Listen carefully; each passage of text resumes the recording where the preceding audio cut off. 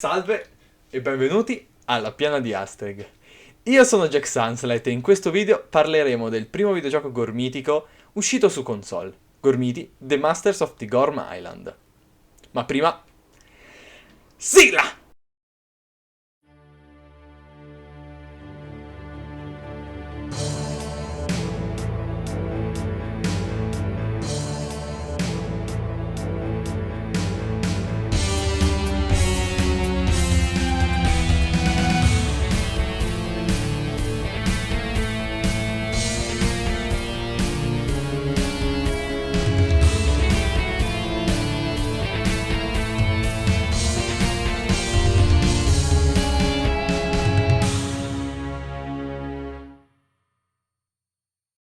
Gormiti The Masters of the Gorm Island è un picchiaduro a scorrimento laterale per il Digiblast, uscito il 30 ottobre 2006.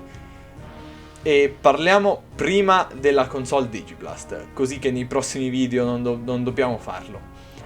Il Digiblast è una console personal media center prodotta e sviluppata da Nicchio Europe nei Paesi Bassi, ma io preferisco pensare che sia stata fatta direttamente da Magor per torturarci tutti. Oltre al peso notevole, c'è la forma poco ergonomica, i pulsanti scomodi da usare, la posizione dei buchi per le cuffie per caricare proprio nel punto in cui metti gli indici, e questi due cosi, che hanno come unico scopo farti del male fisico.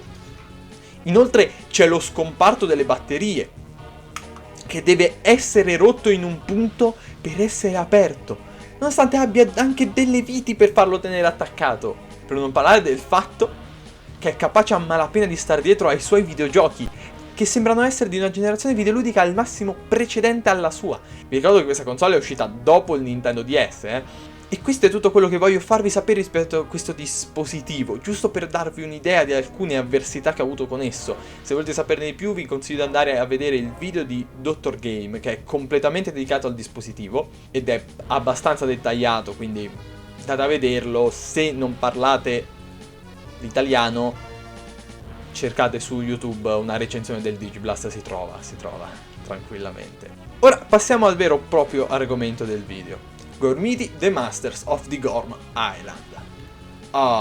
Il gioco, dopo la schermata iniziale della console dei produttori, si presenta subito con una home ferma, dove ci vengono date tre scelte: gioca, opzioni e record.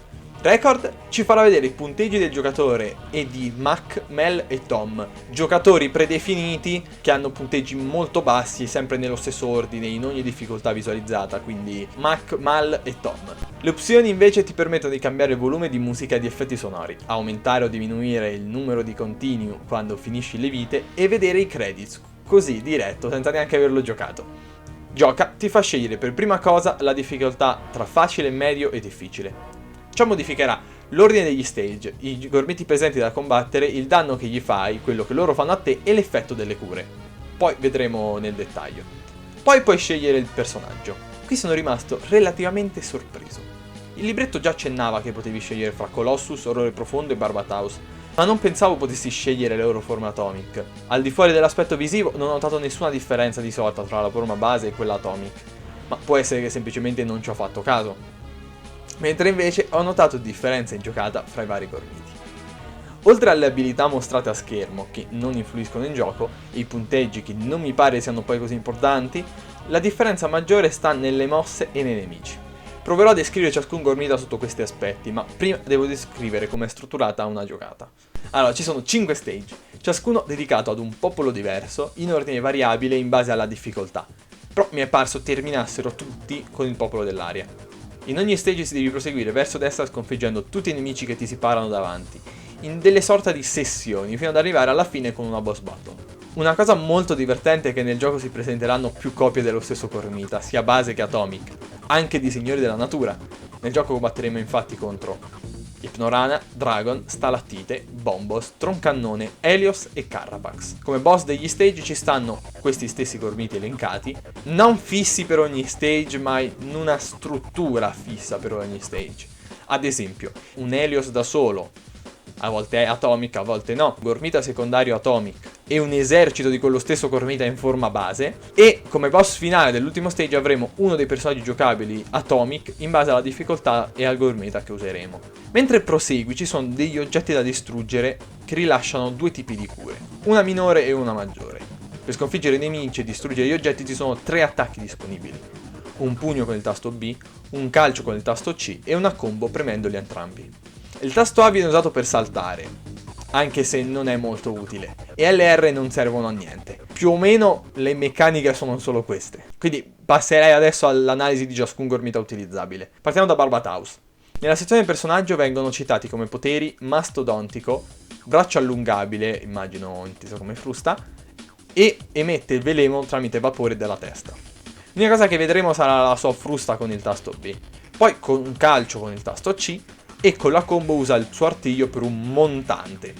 Il punto forte di Barbataus è il range, infatti ha il range di attacco più grande di tutti con la frustata, che però è molto lenta e fa pochi danni, rendendolo vulnerabile per un po'.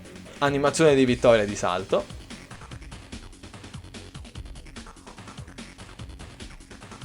E se viene scelto, ogni volta che sarebbe dovuto apparire Troncannone appaiono invece altri Gormiti. Passiamo ad Orrore Profondo.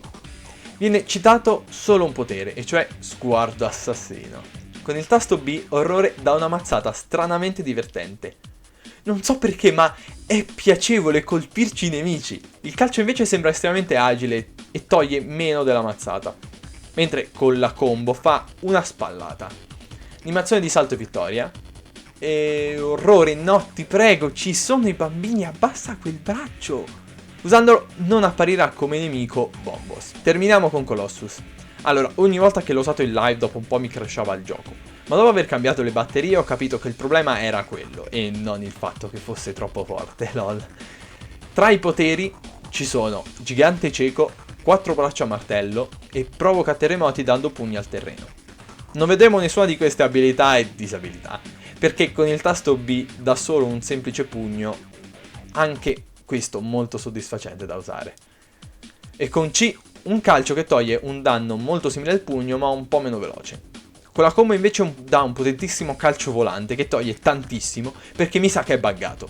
Infatti, se non ho visto male, quando uso il suo calcio volante contro un nemico singolo tolgo una caterba di danni, mentre se sono contro 2 nemici a volte infligge un buon danno ad entrambi. Probabilmente questo è quello più divertente da usare fra dei Gormiti disponibili. Animazione di salto e di vittoria.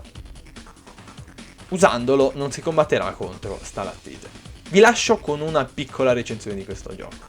Se dovessi dargli un voto direi 5 su 10. Solo perché sono un fan dei Gormiti, se no sarebbe un 2. Ci sono vari motivi. Primo fra tutti la limitatezza di mosse eseguibili. Se ne possono scegliere solo 3 e nessuna di queste colpisce ad area, il che sarebbe potuto essere molto utile nella boss battle in cui c'è un esercito di nemici che se ti capita male ti mandano KO senza nemmeno che tu possa colpirne uno, oppure in generale in ogni situazione in cui ci sono 2 o più nemici che ti circondano. Terribile. Per fortuna ogni tanto si impalano a caso, se no non ce l'avrei mai fatta a batterli. Inoltre, nonostante la grafica patata, in certi punti di gioco, principalmente nello stage finale, quando si passa dietro ad un elemento di grafica tipo una nuvola, il gioco rallenta tantissimo. C'è anche un glitch comodissimo per le speedrun, cioè che a volte quando muori o ti curi i nemici ti trattano come se tu fossi morto e quindi smettono di attaccarti. Scommetto che è un problema di overflow e lo adoro. Un altro fattore per me è la limitatezza dei nemici e la mancanza di Helios e Carapace fra i personaggi giocabili. Le mosse ce le hanno già tutte, non capisco perché non ci sono. Inoltre il fatto che la quantità di vita di alcune specie di nemici varia anche nello stesso livello e ciò mi turba. Che senso ha differenziare Carapax e Ipnorana se poi in un punto di un livello ci vogliono 3 calci per batterne uno e 2 per battere l'altro e poi poco più avanti i calci necessari si invertono. Altra cosa che non capisco è perché ogni volta che chiudo il gioco i record si resettano.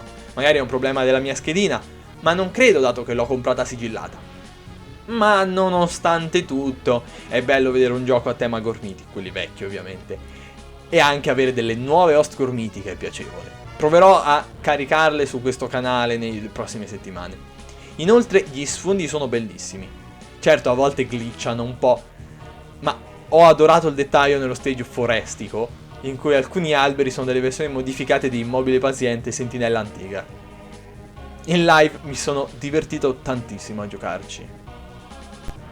Però mi divertirò ancora di più domani sera alle 22 su Twitch, cercando di fare la prima speedrun mondiale di Gormiti 2, la lotta oscura. Il seguito migliorato di questo gioco, che include anche i Gormiti fino alla serie Mythos e ha una modalità storia. Non vi dirò altro per non spoilerare. Nel mentre che chiudo il video vi metto a schermo i credits di gioco.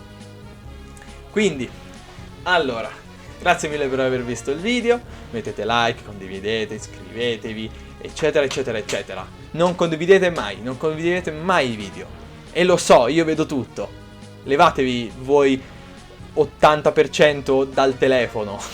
Io lo vedo. 3 persone hanno visto i miei video con il Windows Phone. Capito? È fantastico. Comunque, a parte gli scherzi, iscrivetevi, condividete, commentate se ho dimenticato qualcosa, commentate se volete sapere qualcos'altro, commentate se volete vedere i gameplay interi, non soltanto spezzoni, che ho un po' di... ci ho giocato un paio di volte in live, se non ho nessun contenuto da caricare vi metto il gameplay senza lasciarvi un paio di settimane vuoto. E niente,